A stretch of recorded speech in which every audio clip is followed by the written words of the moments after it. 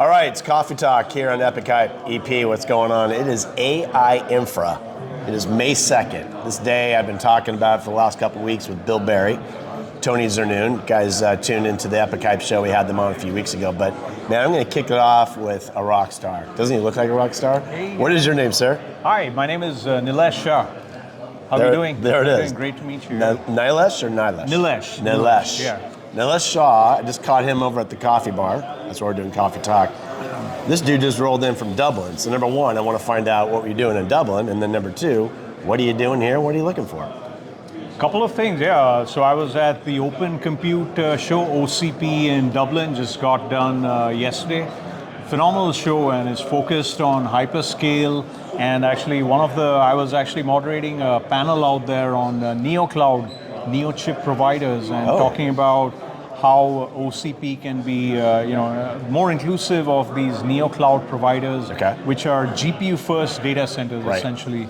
So we have one key thing with, that's what I was talking about, OCP, and then I'm here again now continuing the conversation with the AI infra provider crowd. So exciting events happening all over the world, and this week. Nilesh, let me ask you a question. What's one of the biggest challenges that we have right now with the demand is as it pertains to the architecture, the infrastructure, the data centers? What are one or two of the biggest challenges? And speak to the people out there that this is kind of fresh content, so they're trying to kind of catch up. I have an audience that has both, people that are very rich in it, and then there's others who are like, I want to learn about this. So maybe if you could kind of speak in a tongue in terms of what are some of the challenges that we need to understand that a lot of the businesses, the legacy businesses, are challenged with, and then a lot of the startups are jumping in to try to take advantage of. Yeah, actually, so one key, development in this Gen AI world is, first of all, data centers that we have today, I'll call them TradCloud, traditional cloud. Yeah. That's built to fail. You have thousands of GPUs and you have websites, web servers.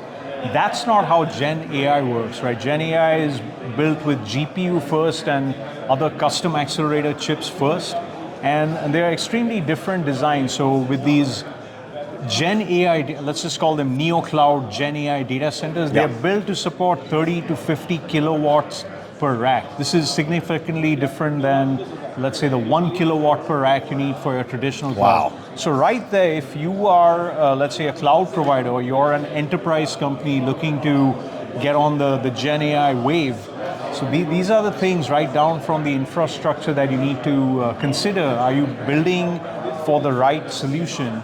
And then are you actually building up not just the hardware, but even the software stack is significantly different. And so, when we think about AI, we think about training. That's where you hear of the likes of Meta and OpenAI spending billions of dollars, which is wonderful. But if you're an enterprise, you need to recover the cost. And that happens with inference. You're delivering a service. Wow. So what you need to think about is, as an enterprise, if you're an enterprise company, is if I make an investment, it's easy to be caught up in the hype, but you really need to think about the return on investment and how are you going to monetize. It's all about the ROI. It's all about ROI. So I got to ask a question. First of all, thank you for the hype plug that you just had in there. How many years did it take you to get so comfortable talking? I mean, you're a subject matter expert, absolutely going to have you on the Epic Hype show. But how many years have you put in, and then also where did you get so much saturation to be able to fluently talk about infrastructure and GPUs like you just got done doing? 3 years, 5 years, 10 years culmination? 10 plus years. So my background is I was with Intel data center memory and storage. So I've kind of heard about them. I was kind of small company you might have heard of. So I got a lot of exposure there. And currently the past few years I've been working with a startup out of Sweden called ZeroPoint Technologies. ZeroPoint Technologies. What does ZeroPoint Technologies do? ZeroPoint Technologies makes accelerators, hardware accelerators for memory compression and decompression. That's got to be in demand. It's in hot demand, especially for AI chips, because let's take a large language model. Let's take Llama 4, for example. What is Llama 4? It's a bunch of layers of parameters, right?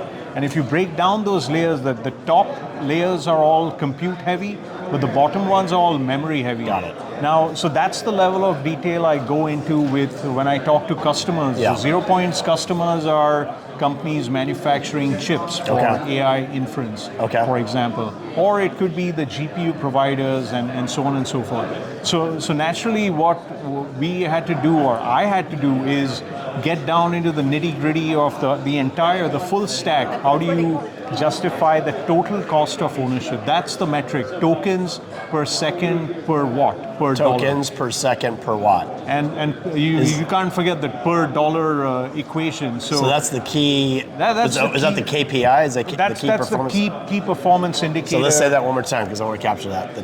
The tokens per second per watt. Okay, TPS. And PK. per dollar, yeah. Wow. And then, so that's a mouthful. So I'm in the sales area, so I have a lot of KPIs, but that one I need to get comfortable with and talk to people. I think, and that's key, and that's where ZeroPoint comes in with. So you're spending a lot on compute, but memory is a big and expensive piece of the. If you break down the tear down an AI system, where is all that money going? A lot of it is going to memory. So what we do is provide hardware accelerators, which actually compresses memory on the fly. Okay. So that's what enhances the tokens per second per watt. Amazing. He's only had half of one cup of coffee. Just getting started. He's just getting started. Are you on a panel today? I'm not on a panel today, but I was on a panel earlier at Open Compute talking about NeoCloud and Neo chips. Okay. So I think, right now what's happened is, of course, we know the incumbent, NVIDIA, has captured the market, and it's a great design all the way from hardware down to all the way down from hardware up to the software. The question is, how do we democratize access to AI, allow customers, other chip companies to monetize? And so there are these innovations that at least we are bringing to the market to help people innovate. And the other thing is actually this conference is great because there's a lot of innovators out here. Like I was chatting with Wrapped AI. And send them over here. I'm going to send them over because they are building GPU orchestration solutions. Okay. And really they're agnostic to whether you have AMD or NVIDIA. That is huge. Yep. And that's another thing. If you're an enterprise customer and if you're buying NVIDIA systems, you do get locked in, not just in the hardware, but also the software. Have you heard of the company Kendo.ai?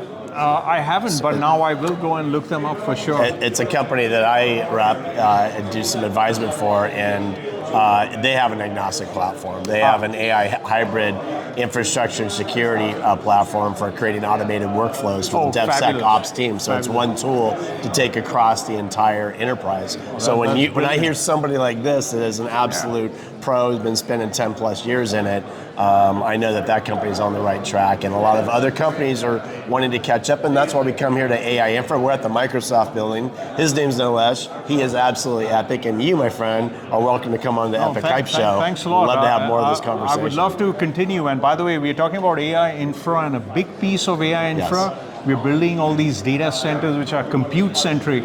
What we see happening in the future, and by the way, OpenAI announced this, right? It's a storage-centric AI data center. Oh, wow. So that's where I've been talking to. That could be a subject right there. Let's make that the subject. On a scale of 1 to 5, 5 being the highest, how hype are you for AI Infra? Oh, I'm on a 7.5 right now. So, I love it. Thanks for being my guest. Thanks for having me here. So just look at the camera and do one of these. Just like that. Right hand, left hand? Yeah, 1, 2, 3.